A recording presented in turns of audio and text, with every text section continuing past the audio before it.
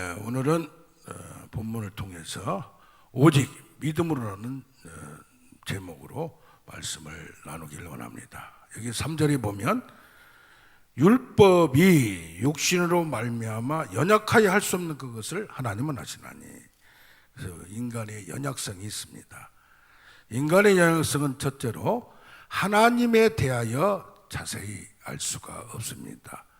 하나님의 불가해성, 하나님에 대해서, 하나님의 뜻에 대해서, 하나님의 능력에 대해서 우리가 다 알 수가 없어요. 조금씩 알려주는 것만 알 수가 있어요.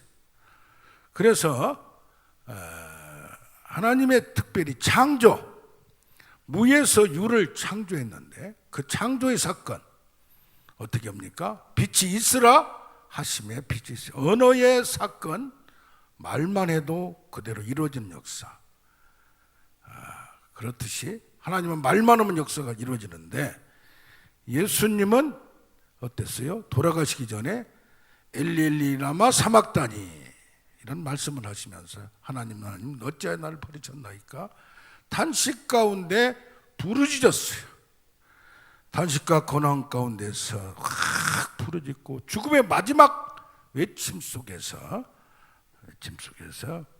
능력의 말씀이 선포됐어요. 육신으로 있을 때는 말 한마디 그냥 하는 게 아니라 하나님의 부르짖는 절규의 그 목소리에서 어떤 사건이 일어났습니까? 휘장이 착 찢어지는 사건이 나타났어요. 우리도 이 하나님은 말씀 한 번만 하셨는데 우리 인간이 절기 속에서 외치는 그 말 한마디는 능력의 말씀이 될 줄로 믿습니다. 기먹고 말 못하는 젊은이를 데려왔어요. 그러니까 예수님께서 양 귀에다가 손을 대시고 혀에 침을 뱉어 만지시며 에바다 열려라, 막힌 것이 열려라, 귀가 뚫리고 혀가 풀렸다고 얘기합니다. 그 말씀 한마디에 그 귀먹고 말 못하는 이상영 집사님이 지금 말을 못해서 그렇게 고침받으려고 하는데 그 고통 속에 있는 그 젊은이의 아픔과 고난 속에 동참한 예수님의 그 한마디 열려라, 그 한마디에 놀라운 역사가 나타났습니다. 아멘. 그런데 그것이 항상 이루어지면 좋은데 그런 사건이 창조의 사건, 무에서 유로 되는 사건 속에서 또 하나님의 섭리, 이 세상에 운영하고 운행하고 종말로 가는 그 과정 속에 세계의 역사, 하나님 만물 가운데 역사하신 그 하나님에 대해서 우리는 자세히 알지를 못합니다. 마지막으로 또 하나님의 진노에 대해서 잘 알지 못합니다. 알 수 없습니다. 숨어 계시는 하나님, 우리가 하나님에 대해서는 지식적으로 성경을 안다고 다 아는 게 아니에요. 어떻게 해야 돼요? 경험을 해야 돼요. 그 경험적 지혜. 하나님은 절대 전능하심을 가지고 또 거룩하심을 가지고 그런 절대 주권을 가지고 있는데 나는 주 너희 하나님이다. 나 외에 다른 신을 섬기지 말라. 이런 말씀하네. 그게 믿어져야 돼. 그게. 요나가 뱃속에서 잠을 콜콜 자고 있어요. 왜 지금 배가 요동치는지를 이유를 자기는 몰랐어요. 그러나 나중에야 자기가 제비뽑아 당천됨으로 어쩔 수 없는 하나님의 추적을 경험하게 돼요. 이런 영적 시련이 없이는 하나님을 만나지 못합니다. 신앙이 성숙하지 못합니다. 그래서 신학자가 되고 깊은 영적 성숙이 되려면 말씀을 깊이 묵상하고 깨달아야 되고 깊은 교제 가운데 있어야 되고 또 뭐가 있어야 되냐? 영적 시련과 고난 가운데서 하나님과 함께 동행해서 이걸 뚫고 나가야 돼요. 그래서 하나님을 경험하는 거예요. 아멘. 욥은 요나와 같이 쉽게 자기를 추적하고 있는 하나님 알았지만 욥은 몰랐어요. 이해가 불가능했어요. 재산이 다 없어져도 자식이 다 없어져도 왜 그랬는지 이유를 몰랐다는 얘기예요. 그래서 우리에게는 숨어 계신 하나님, 잘 보이지 않는 하나님, 이해되지 않는 하나님, 경험되지 않는 하나님을 보게 돼요. 특히 그런 하나님은 어떤 때 하나님 나를 진노하신 것 같은 진노예요. 진노. 그 진노를, 분노를 우리는 모르는 경우가 있어요. 조나단 에드워드, 마르틴 루터, 하나님이 진노, 악에 대해서 얘기를 했어요. 성경 호세아서에도 남편과 아내로 비유를 합니다. 그러면서 네가 나를 버렸다, 다른 신을 섬겼다, 우상을 섬겼다. 사랑이 깊어지고 깊어졌는데 배신을 당하면 어떻게 됩니까? 뭐게 돼요? 미워하게 돼요. 그래서 아가서 8장 6절에는 사랑이 죽음같이 강하고 질투가 수월같이 잔인하며 불길같이 일어난다고 했어요. 그래서 뭐요?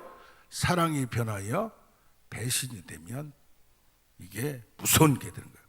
어떻게 보면 하나님의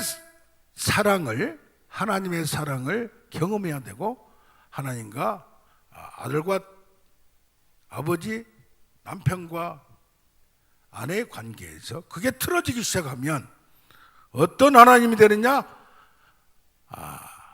악마 같은 하나님으로 보일 때가 있다는 얘기예요. 하나님이 한나의 임신을 여호와께서 막으셨다고 했는데, 어떤 경우에는 뭐요? 선한 하나님이 악의, 성경에 보면 마귀가 쳤다고 하고 마귀가 다윗을 홀렸다고 하지만, 다른 성경에는 하나님께서 시험하시려고, 크게 보면 마귀의 시험과 악을 허용하는 것도 하나님인데 하나님 안에 들어있음을 봅니다. 그래서 신자도 이해가 불가할 때가 있어요. 우리도, 바울도 사역자들에게도 어떻게 끊임없는 시련과 고통이 있었나. 그 당시에는 이유를 알 수가 없어요. 목적을 알 수가 없어요. 그래서 요셉도 당시 어렸을 때 끌려갈 때는, 그런 고초를 몇십 년 당할 때는 몰랐다는 얘기예요. 어떤 때 창세기 45장에 가야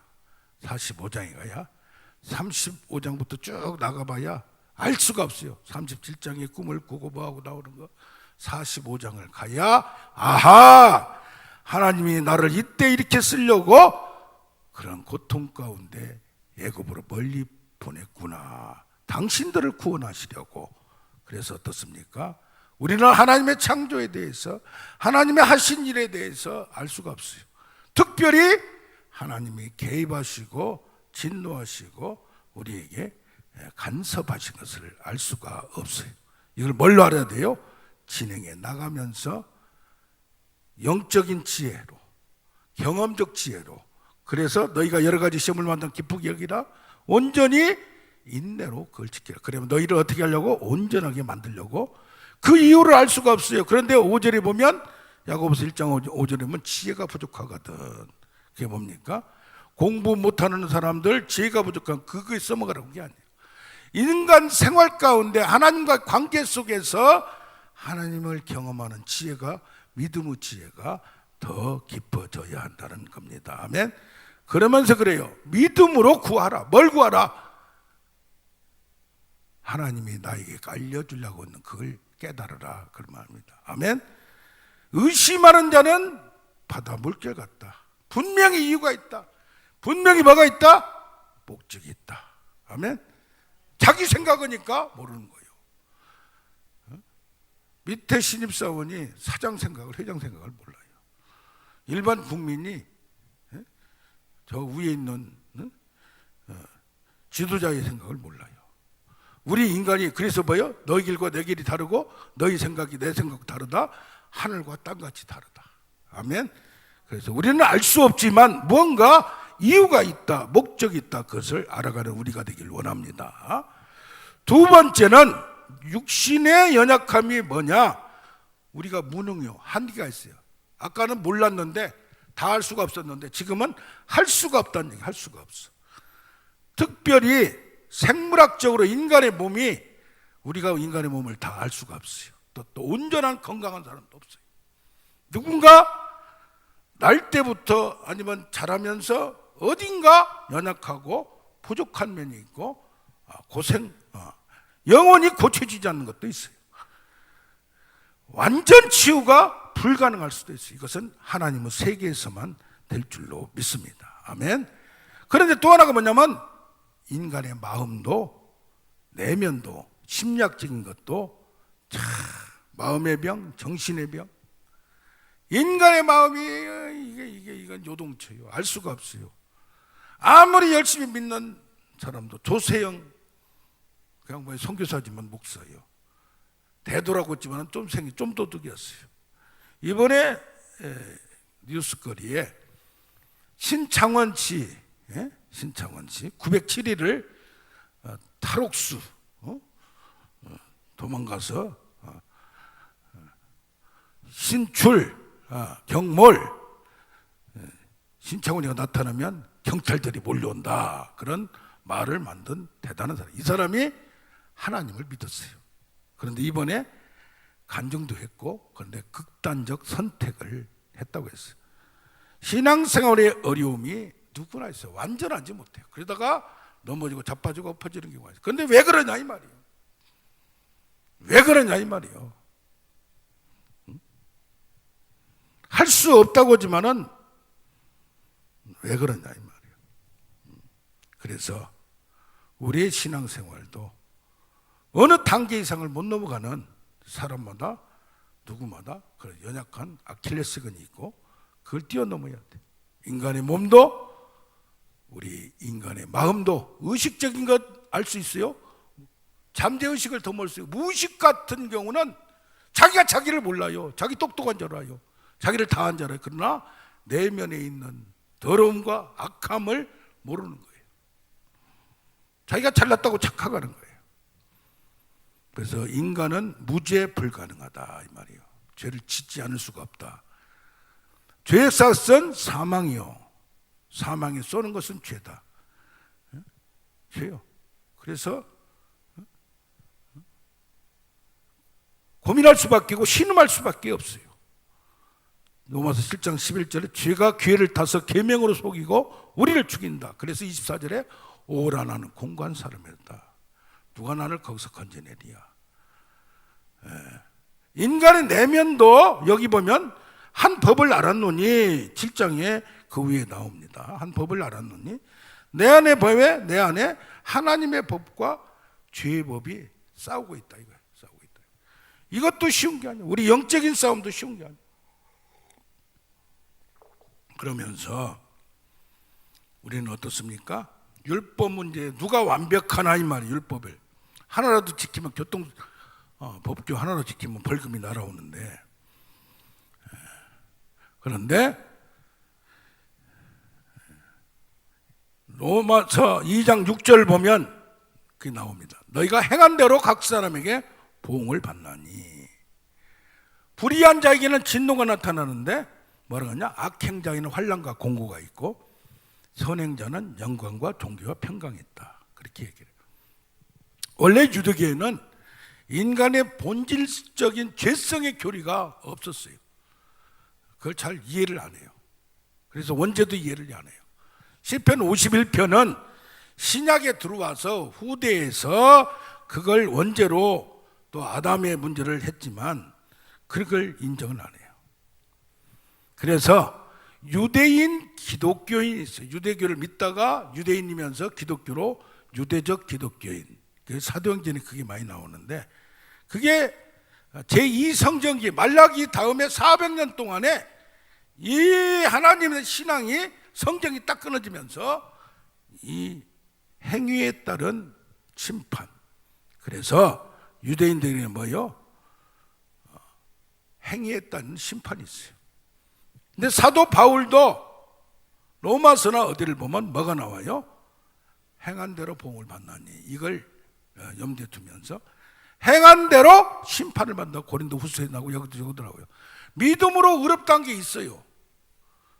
그러나 또 하나는 행위대로 심판이 온다는 게 신약성경에 쫙 나와요.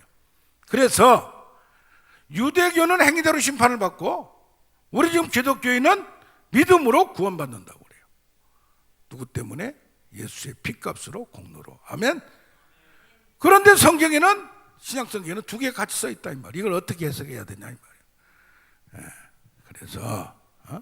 그래서 우리에게는 특히 유대교에서 칭의는 어떤 사람들은 그쪽으로 유대교적인 걸 받아들이는 사람들은 칭의는 구원이 아니다. 우리가 구원받았다는 것은 최초적 칭의, 예견된 칭의. 지금 내가 죽고 나서 심판당할 때 구원받을 걸 지금 믿는 거다. 그럼 어떻게 되느냐? 이걸로 구원, 칭의를 의롭다를 받고 죽을 때까지 행위로 이걸 이루어나가서 마지막에 죽은 다음에는 행위대로 봉을 받고 행위대로 심판을 받는다 라고 얘기를 합니다. 그걸 최종적 칭의, 마지막 심판이라고 얘기해요. 우리 믿음으로 구원받는 우리 복음주의에서는 받아들이지 않습니다. 그런데 뭐가 있냐? 우리가 지금 구원받았다고 믿는 최초적 칭의, 예견적 칭의, 미래에 심판이 있을 때 구원받을 걸 지금 믿는 거예요. 그러면 진짜 구원받는 건 언제 정확히는 죽은 다음에 또 하나님 심판 때에서 심판이 일어나요. 그래서 어떤 사람들은 천국을 가봤더니 구원받을 사람이 몇 명 없다. 우리 교인 중에 어떤 목사님이 지옥을 갔더니 하늘나라를 갔더니 자기 교인들이 별로 없더래요. 올 사람들이 별로 없더래요. 그러면서 한탄을 하고 했다는 말을 들었어요. 자, 우리는 무엇을 믿어야 되냐 이 말이에요. 그 사이에 우리에게는 뭐요? 여기 로마서 3장 9절에 보면 악의 세력, 죄의 권세, 죄 아래에 있다. 의인은 없다. 누구나 죄의 권세 아래에 있어요. 그런데 우리가 구원은 예수를 믿음으로 받아요. 누구로? 예수의 공로로. 그 사이에 우리는 계속 싸워요. 누구와? 사탄의 유혹과 죄의 세력들. 그래서 로마서 16장 제일 마지막에 로마서 20절에는 속히 사탄을, 죄의 세력들을 너희 발 아래에서 완전히 상하게 하고 완전히 무장해제하고 완전히 깨부수는 역사가 나타나기를 원한다 말합니다. 그럼 뭡니까? 우리는 죽을 때까지 예수를 믿었지만은 시험과 싸움이 누구와? 죄의 세력들과 있을 수밖에 없어요. 그러면 지금도 그렇게 믿는 사람들이 있다 이 말이에요. 이 말을 처음 들을 때는 충격을 받아요. 야, 믿음의 칭의와 행위의 교훈이 왜 신약에 같이 나오냐 이 말이에요. 여러분은 어떻게 믿습니까? 우리는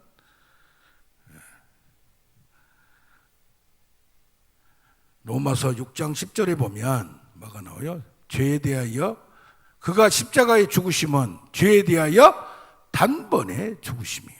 단번에 죽으심이요. 아멘. 그러면 죄의 징벌, 죄에 대한 징벌이 있어요. 대가가 있어요. 또 오염된 거, 현재 지금 오염돼 있어요 우리는. 그럼 뭐 해야 돼요? 예수를 믿고 죄에 대한 징벌, 오염이 깨끗해졌어요. 두 개. 과거의 것이 깨끗해졌어요. 근데 문제는 뭐냐?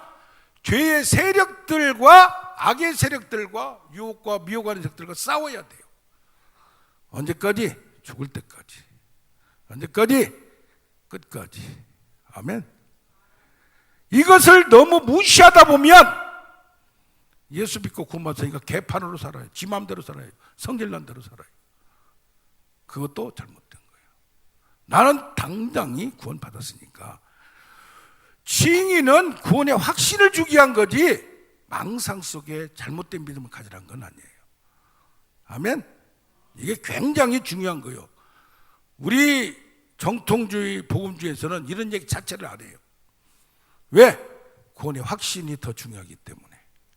그런데 이쪽에서 이 얘기하는 것도 듣고 그것을 교리적으로 받지 않더라도 뭐 해야 돼요? 그동안의 싸움에서 이겨내야 돼요. 아멘. 그래서 여기가 뭐냐? 사도 바울마저도 오라 나는 공고한 자로다. 이 사망의 몸에서 누가 나를 건져내리야. 이렇게 탄식하는 게 있어야 돼요.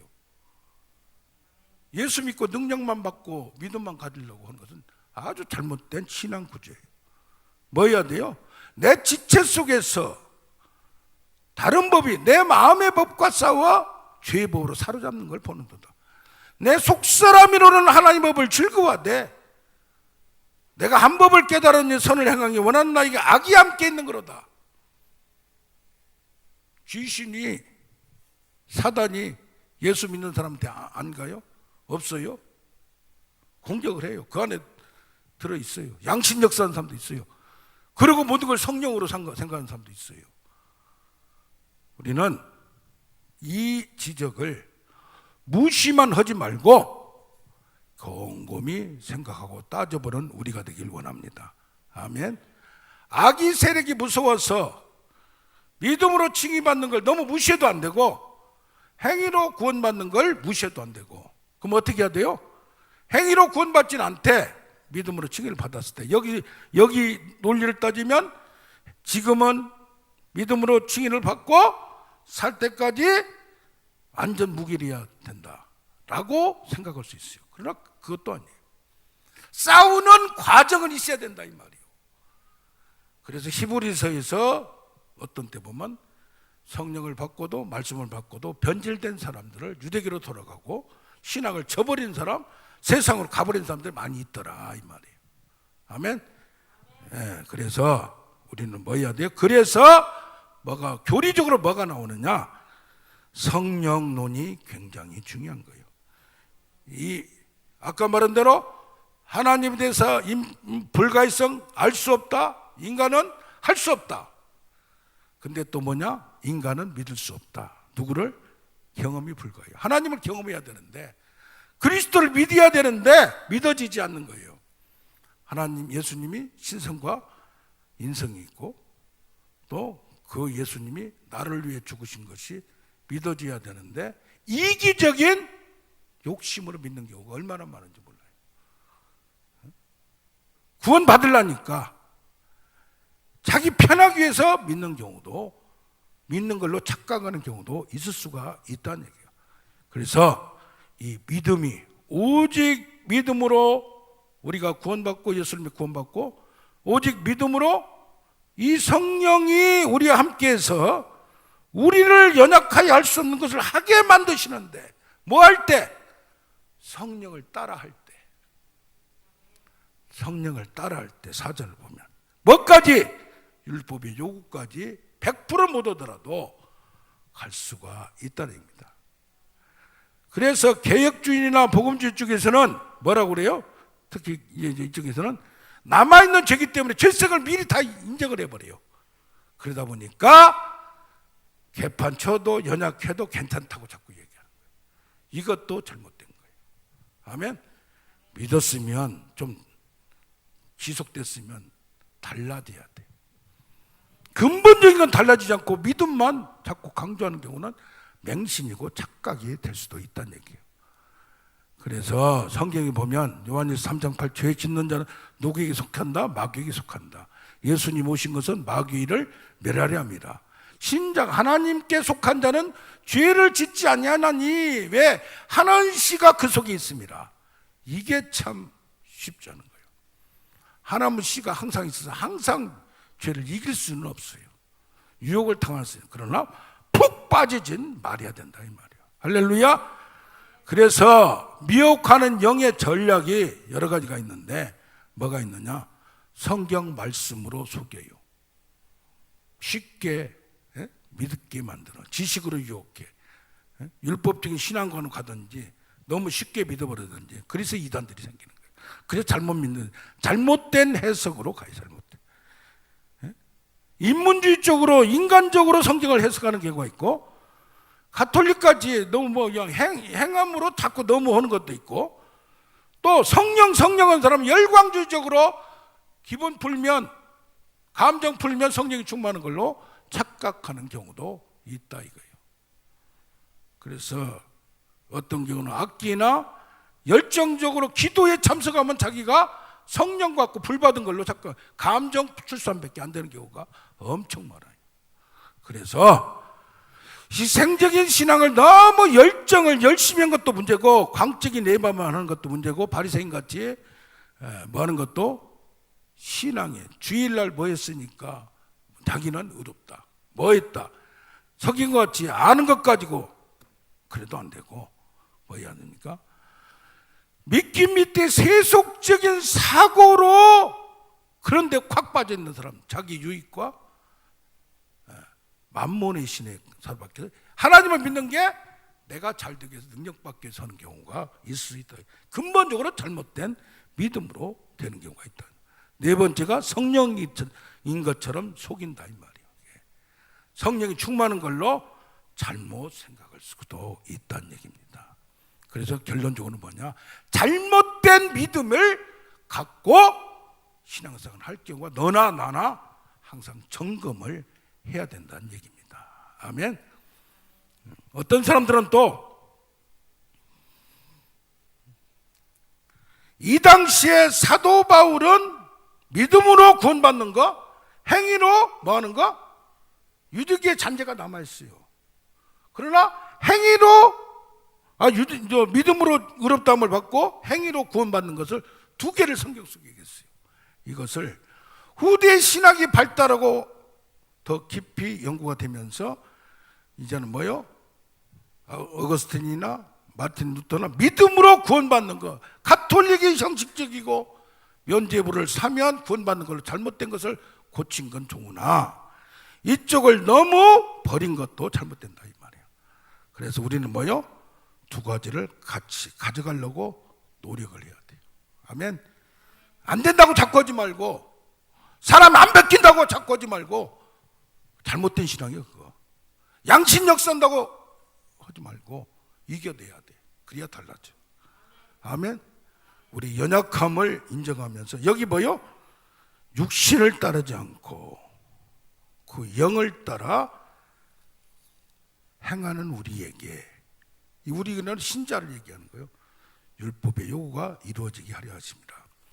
이것이 더 구체적으로 갈라디아서 3장 14절에 믿음으로 아브라함의 복이 하나님의 자녀가 되고, 믿음으로 성령의 능력을 받아, 약속을 받아 능히 하나님의 사람이 되게 만들 줄로 믿습니다.